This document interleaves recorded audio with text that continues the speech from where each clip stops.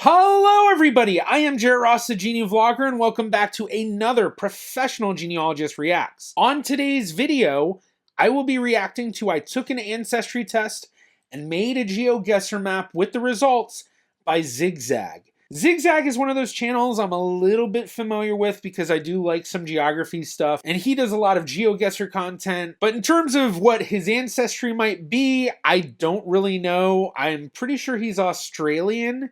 Seems to have a European ancestry of some sort, at least that being the majority of his ancestry, but I don't know anything beyond that. Maybe a lot of Northwestern European, knowing the Australian history. But with all that, let's just jump into the video. Hello everyone, it is Zigzag here. Welcome back to another video on my channel. Today I'm joined by my father, Fraser. Welcome to the channel. Hello. And today Dad and I are going to be checking out my results from the MyHeritage DNA test. So we're going to be finding out where exactly I'm from. And also, towards the second half of the video, we're going to be making a map out of all the different places my ancestors come from. And then I'll be playing it and seeing how good I am at all those different places, presumably mostly Europe. I dare say. That's what we're going to expect. Let's go and find out what exactly is going on here. Okay, 80% English. Surprise or no? That is a surprise. Yeah? A big surprise. More than you expect. Yeah. I wonder what they're expecting, and maybe they'll talk about it in a second, but with his dad on there, I was like, oh, this is awesome. Maybe Dad will give a bit more info about the family history. None so far, but 81.5% English, large Northwestern European admixture. I'm guessing we're going to get some other parts of that Northwestern European admixture, meaning that won't be surprised to see any sort of Scandinavian countries popping in there, or maybe France, Germany, stuff like that. Okay. Although I guess there's 17? mum as well. 17% Balkan. Also a big surprise. I mean, we did have some Balkans. Yeah. Finnish. That's fascinating. Okay. Wow. I did not expect it to be so concentrated in just 3 places. That's crazy. Okay. So with just 3 like that, that's interesting results. With the 17.4% Balkan, this would be something that would be equivalent to a great-grandparent or a grandparent, but that's assuming it's correct. One thing I definitely have to say is with them doing MyHeritage is unfortunately known as having one of the worst admixtures. I think that's going to vary from person to person, obviously, because it all depends on how much you know about your family history and how much that matches to what you actually know. But I do know that there's a lot of people out there who have very well built out trees. They have DNA matches proving those built out trees, and then the admixture percentages come out not even close to what it's supposed to be. So with results like these, I'd be very interested to see what sort of results he got on other sites, as well as what results his father would get. But with the 1.1 Finnish, it could kind of be tied to that Scandinavian I mentioned before with the Northwestern European group we typically see. But Finnish also is notorious for kind of having their own unique sort of DNA signatures and being able to confidently read Finnish. Whether or not that's actually the case here, or it's lumped in with that Northwestern European grouping, or it's something else entirely, like maybe a misread where no Finnish at all, it's all sort of a possibility, unfortunately. And that's the thing with admixtures. It's just lots of possibilities of what it could actually mean. So do we get a more detailed look here? Let's find out. View full ethnicity estimate. I mean, this map is going to be much less interesting than I thought. It's going to be mostly the UK map with Balkans as well. Let's see here. So let's go to the UK and Irish. So I know from Dad you should have a mixture of English and Celtic, So which I think is what you do get here. Yeah. I'm just trying to see if there's a more detailed breakdown, you know. Also, There is no more detailed breakdown. Like, I don't know what he's expecting, if it's going to break it down by country or something like that, but with the caveat that there are genetic communities and other things that do give a little bit of an idea, which he was clicking around and they basically cover all of the British Isles, maybe like leaving out some of Northern Ireland and Scotland and stuff like that, but really there's not much that it's going to do in terms of telling you specific areas. Now, there is a DNA test called Living DNA, which does break down a very nuanced admixture for the percentages, especially when talking about the British Isles. So looking at that, it might break things down into counties or things like that. Now, obviously, there's a lot more difficulty the more specific you get in defining where people are from with the DNA, because DNA, remember, with history, populations move all over the place, and if you look anciently, a lot of people in the British Isles share a lot of DNA with people in Scandinavian countries, in France, Germany, things like that. But unfortunately, Zigzag is not going to get more nuance for you here unless you dive into the DNA matches and use that for the genealogy side of things. This is interesting. So this is ethnicity estimates. So it's estimating Australia and New Zealand, but it's not estimating North America much at all. That's really interesting. So those splotches that they're giving, I'm pretty sure these are the splotches of where his DNA matches are. This is not where his ancestry is from. This is basically saying you have DNA matches and here's where they're largely located. And it makes sense that Australia is just lit up because being Australian, he might come from a family that's been in Australia for many generations, which I'm guessing is the case, and thus tons and tons of relatives all throughout Australia. And I think it's just talking about the people that come from this. So people with your DNA Yeah. live either in England Yeah. or in Australia or New Zealand. That is surprising to me, no? Like, I would have thought that we would have shared much more with Americans. You're right. The Balkans is very interesting because Tyson had some Balkan. We're actually looking at DNA matches. Now, 0 on the close family, and I don't remember exactly how they define close family, but we do have 11 on the extended family, which I believe is like second cousin to fourth, fifth cousin distance, sort of, which basically within the genealogical window. Now, the distant relatives, 9,602, there can be genealogically useful matches in there, but it can get much more difficult, especially if you don't have a very well-built tree already. But basically the way that you use DNA matches is you go and you look at their family tree and you see where's the connection. Because if you share DNA, you share ancestors, and then sharing ancestors, well, how far back are those ancestors? So the further back the ancestors, the less DNA you share. That means that it's going to be much more difficult to figure things out. Yeah. So yeah, we had another family member do it, and they got a lot of Polish and Czech. Right. And so I'm assuming that's kind of included in here because obviously it didn't actually include Poland or Czechia, but I'm assuming it's just broadly Balkan. So actually from further south than I'd expected. Ethnicity estimate. This one I want more of a breakdown, so I think we click on a different one here. Okay, so the first one we'd selected was the English. Now, so he's selecting here genetic groups. And so these are just groups that they've kind of said, okay, well, within this England sort of, reading, we can kind of define it a little bit better as genetic groups. And what genetic groups are based on are the DNA matches. And that's why they can be a little bit more nuanced with it. Now let's select England number 16. So this is a different one. So this one's much more spread out amongst the Anglosphere. Also in India, which is, I guess, English people living in India. That makes sense. Yeah.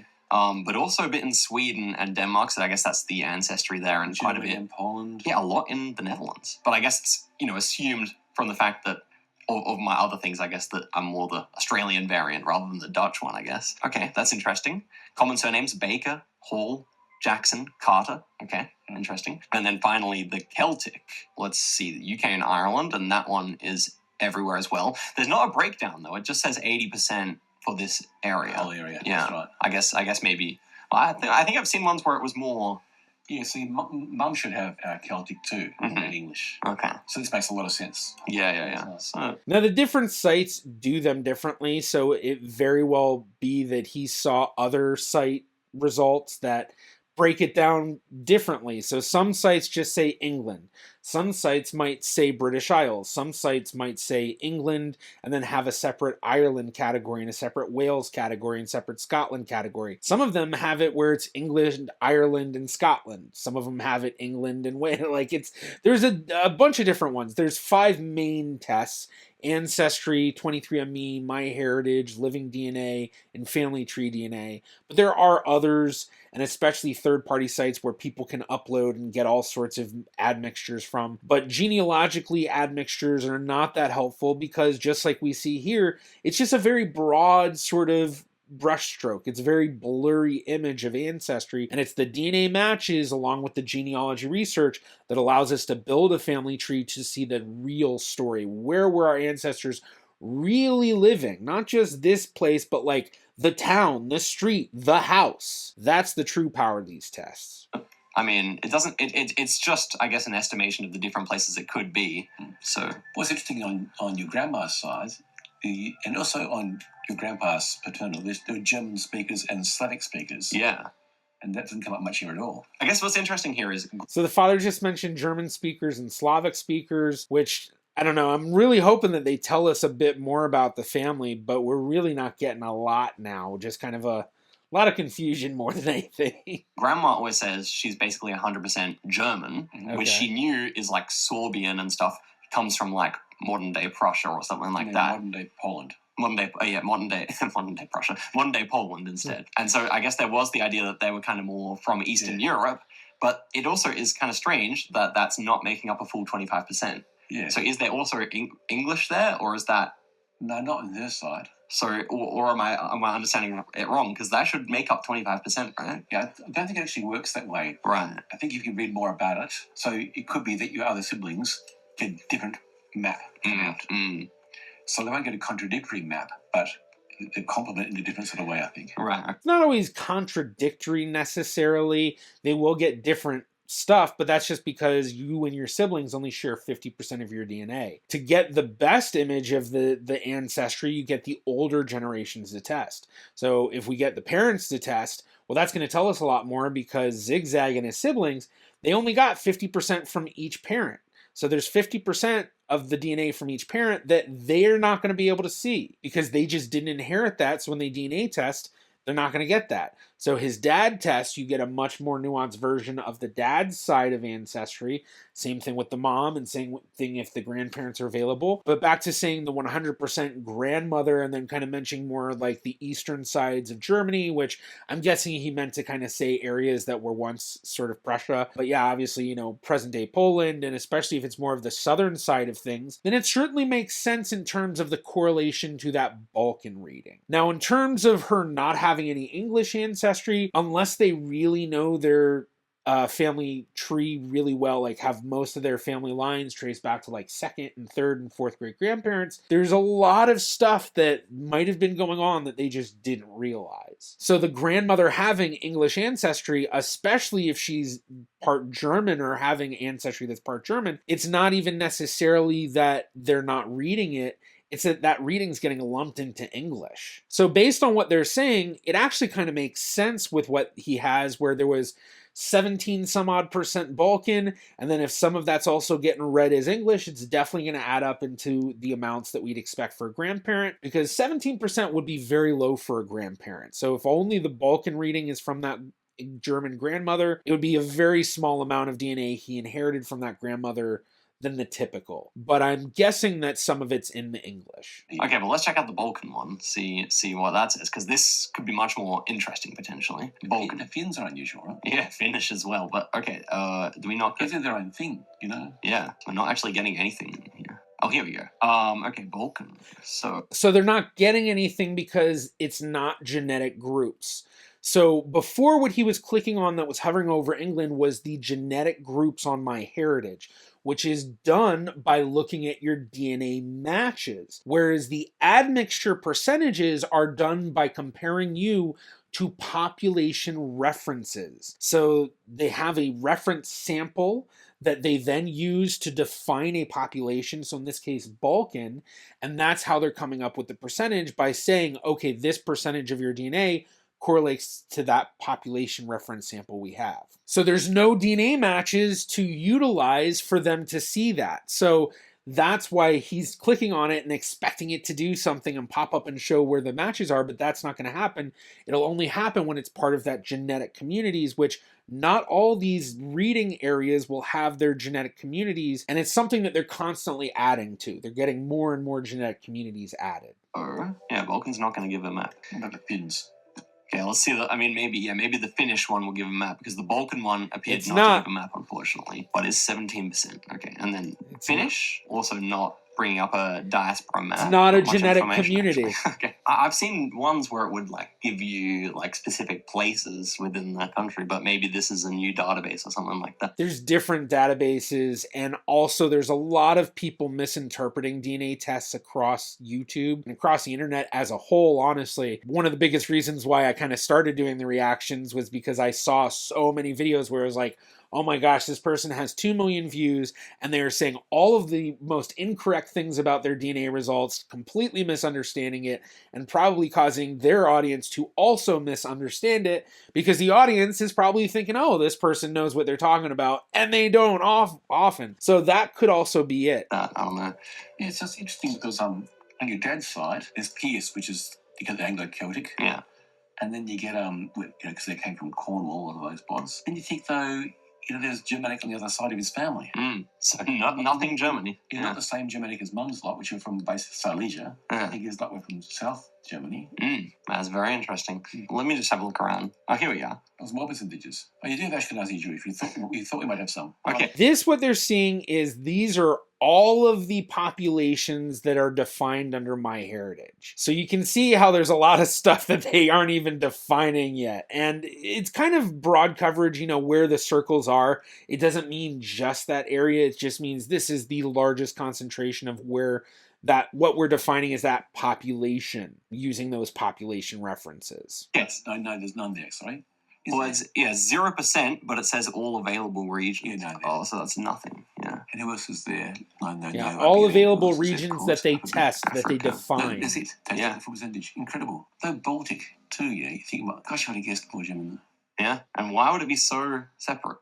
That doesn't really make sense. How would I have a whole percentage Finnish, but none, I guess some ancestor back in the day. Because people are coming from different areas. They're trying to define it as more specifically as possible. So that's what they're doing.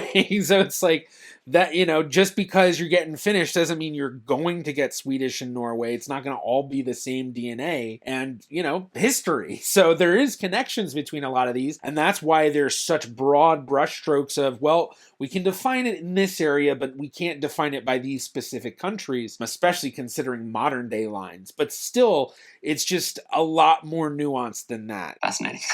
This is family statistics. So relations who've done it. 3 German, 2 Canadian, 1 Polish. Interesting. So where's the Germans? I guess they're also living in Germany, but just not German ethnically. So yeah, Prussians. Yeah. Right. Yeah. That's where they were born. Yeah. But wait. So who are these? Okay, so they built a family tree on there, and so, okay, so that's what it is. They built a family tree, and this isn't even the DNA stuff. This is just the family tree side of stuff for MyHeritage. The German names. That's right. Are so fascinating. So what's this? Reichstein. Yeah. So this is 6 generations ago. Johann Wilhelm Reichstein, born in Germany, and died in Tanunda in South Australia. Also Prussian on this side. And yet is not German at all. Yeah, I reckon you have to look at how these stats this actually works. I think there's something more complicated going on. Yeah, presumably. Well, for one, they're not in the DNA section. They're in the family tree section. You can even see at the top here, just barely, family tree right there. And what's over here? DNA. And what's lit up? Family tree. You're not in the DNA section anymore. This is the family tree that you've built. I don't know exactly how they got to this point, but they switched over from the DNA side of the family tree side, which on MyHeritage, you can connect that. So you build a family tree on MyHeritage, you can then say, this DNA profile that was taken is coming from this person within that family tree, and then they have tools that connect to that. So the main one being what's known as the theory of family relativity, where basically it looks at your DNA matches family trees, looks at your family tree, and then it goes, oh, we see this commonality. So sometimes they'll find actual relatives. Sometimes I'll make a guess at that, oh, this might be an ancestor of yours that you don't even have, but based on these other trees, they seem to indicate that. And then it also will show, oh, well, we don't know where you might connect, but you have similar family names, or you come from similar locations that are both in your family trees. So I came from down south, landed in Germany, and stayed around for generations or something. Adolf. Names. Yeah. Karl, Heinrich, Ernst. Yeah. How these? Wilhelm. That's so crazy. Once again, none of this stuff they're looking at right here, these family statistics, are coming from the DNA. This is the family tree that they have built.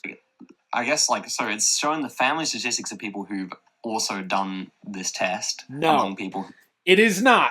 completely wrong. I don't know why you're thinking that. This is people that you have put into your family tree. Who are related to me, and the most common names are either English or German. Straight up. Berthold. Yeah. That's pretty high. Yeah. But yeah, you were named after us. 3 people. That's so. Oh, yeah. Yeah, and then the Crawford. Yeah. Adams. Pierce. Yeah, very good. Enjoy. So Dad's taken off, but basically, I mean, this is really interesting. It is a bit disappointing the Balkan ethnicity is not able to be, like, broken down, because I guess it's less common on this site. For example, the English ones can really be broken. Look, you see it says genetic group? You see how it says genetic group? That's what we need for him to click on it and see the matches, because genetic groups are defined by your DNA matches, whereas the admixture percentages are based on the population references.